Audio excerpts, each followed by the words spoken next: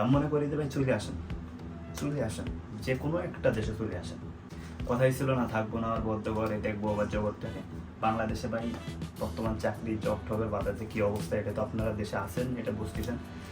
মালয়েশিয়ায় আসবেন, আপনি মিডিল ইস্টে ঢোকেন, মাত্র 4,05,00,000 টাকা ইনভেস্ট করে আপনি মিডিল ইস্টে ঢোকেন। হ্যাঁ, বুঝলাম যে আপনার স্যালারিটা প্রথমে কম হবে, কিন্তু এটা মাথায় রাখবেন, আপনি দেশ ত্যাগ করে ফেলেছেন, আপনার স্যালারি তো প্রতি মাসে আপনি পাচ্ছেনই। তো একটা পর্যায়ে আপনি এখান থেকে ইউরোপে যাইতে পারবেন, যে কোনো জায়গায় যাইতে পারবেন। তো আমি মনে করি যে কি ভাই চলে আসেন, শুধু বাংলাদেশে থেকে লাভ নেই। আর মালয়েশিয়াতে আসার পরে আপনারা যারা মালয়েশিয়াতে আসবেন, আমি যেহেতু মালয়েশিয়া থাকি, তো মালয়েশিয়াতে আসার পরে এখানের ব্যাংক কার্ডটা কীভাবে করতে হয়, তারপরে আপনার কোম্পানি আপনাকে কী কী কার্ড দিবে, তারপর আপনার পাসপোর্ট আপনার হাতে থাকবে কি না, আপনার কোম্পানিতে স্যালারি কেমন হবে, এই বিষয়ে যদি জানার থাকে অবশ্যই আমাকে কমেন্ট করবেন, আমি পরবর্তী দ্রুত ভিডিও নিয়ে আসবো। শুধু একটা পাসপোর্ট যদি আপনার থাকে আপনি বিদেশে আসতে পারবেন। আমি মালয়েশিয়া থেকে বলতেছি, হ্যালো এভরিওয়ান, আশা করি আপনারা সবাই অনেক ভালো আছেন, আমি সজীব।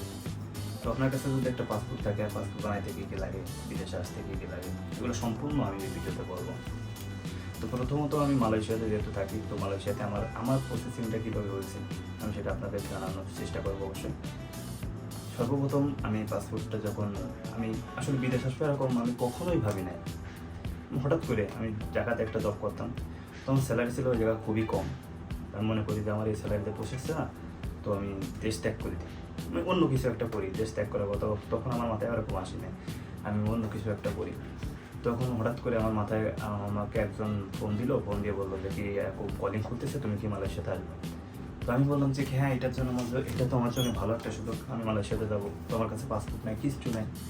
তখন আমি কিছু টাকা সেভিংস করছিলাম, তখন আমার পাসপোর্টটা বানাইতে লাগছিল প্রায় 10,000 টাকা।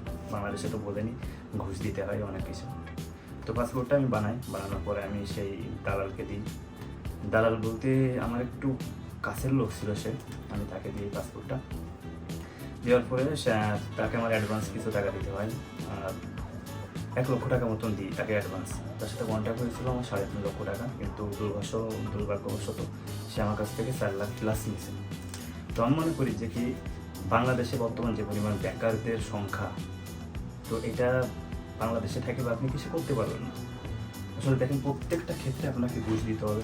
হ্যাঁ, আপনি কষ্ট করে পড়ালেখা করছেন, এই যে আমার কোম্পানিতে আমার সাথে অনেকেই আছে, অনেক শিক্ষিত এসে কাজ করতেছেন, মানে কিছু করার নাই। বাংলাদেশে এরকম জব নাই, আপনার যোগ্য যে আপনি যে জায়গায় যোগ্য সেই জায়গায় আপনাকে দিতে পারবে না। তো আমি আসলে বেশি কথা বাড়াবো না, আমি জাস্ট বলবো আপনারা কীভাবে মালয়েশিয়াতে আসতে পারবেন। সামনে কলিং খোঁজ দিচ্ছে 2026 সালের সম্ভবত জানুয়ারি-ফেব্রুয়ারির দিকে কলিং খুলে দেবে। তো আপনারা আপনার অতি কাছের যারা আছে, মানে যেসব দালাল আছে, তাদের সাথে লিঙ্ক করে রাখেন আগের থেকে। তো আমি মনে করি যে কি অনেকে অনেক রকম বলে, ভিডিওতে দেখেন যে মালয়েশিয়া ভালো হবে না, আরে ভাই আসেন তো, আরে আপনি যে বেসিক স্যালারিটা পাবেন ওইটাই আপনার জন্য অনেক। বাংলাদেশে তো আপনি ওইটাও পাচ্ছেন না। বাংলাদেশে মনে করেন যে চাকরি বাকরি করলে 10,000-12,000 টাকা স্যালারিতে আপনার কী হবে? আর মালয়েশিয়াতে আসার পরে আপনার অন্তত 17,000 টাকা আপনি স্যালারি, 1700 রিঙ্গিত পাবেন, যেটা আপনার বাংলা টাকায় কনভার্ট করলে 45,000 প্লাস হয়ে যায়। আপনি ওরকম স্যালারি পাবেন। তো বাংলাদেশে থেকে আপনি লাভ কী? অনেক হাজার লক্ষ তরুণ তরুণী বাংলাদেশে এরকম বই আছে। আমি মনে করি যে কি শুধু মালয়েশিয়া না, আপনার মিডিল ইস্টে অন্তত যে কোনো একটা দেশে আপনি ঢুকে পড়েন বাংলাদেশ থেকে 4,00,000-5,00,000 টাকা ইনভেস্ট করে। তারপরে আপনার অনেকে বলে যে কি হ্যাঁ ভাই মাত্র 30-40 হাজার টাকায় বসে 20,000 থাকে না। তা আমি বলবো যে কি আপনি যে এটা একটা দেশে আপনি চলে আসছেন, এটা আপনার কিন্তু এক্সপিরিয়েন্স হচ্ছে, দিন যাচ্ছে আপনার এক্সপিরিয়েন্স হচ্ছে।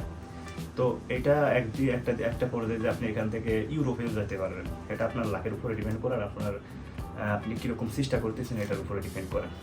তো আমি মনে করি যে কি বাংলাদেশে এভাবে করে না থেকে যদি সেরকম সুযোগ পান, আর আমার কাছে এজেন্সিদের আছে, আপনার কন্ট্যাক্ট আছে, তো আপনারা যদি আমার সাথে যোগাযোগ করতে চান অবশ্যই আমার SMS করবেন, তো আমি পরবর্তী দ্রুত ভিডিও আনবো। আর দ্বিতীয়ত আমি কমেন্টে দরকারে আমার দেওয়ার হোয়াটসঅ্যাপ নাম্বারটা দিয়ে রাখবো, তো আপনারা যোগাযোগ করতে পারেন।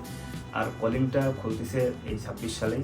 আর এর ভিতরে আপনার যদি কোনো কিছু জানার থাকে, ওই পাসপোর্ট কীভাবে বানাইতে হয়, আপনি বিএমইটি কীভাবে করবেন, মানে সব কিছু এভরিথিং আপনাদের যে কোনো বিষয় যদি জানার থাকে তো অবশ্যই আমাকে নক করবেন, SMS করবেন, আমি পরবর্তীতে দ্রুত আপনাদের ভিডিও কল দেওয়ার চেষ্টা করবো। তো সবাই ভালো থাকবেন, আল্লাহ হাফেজ।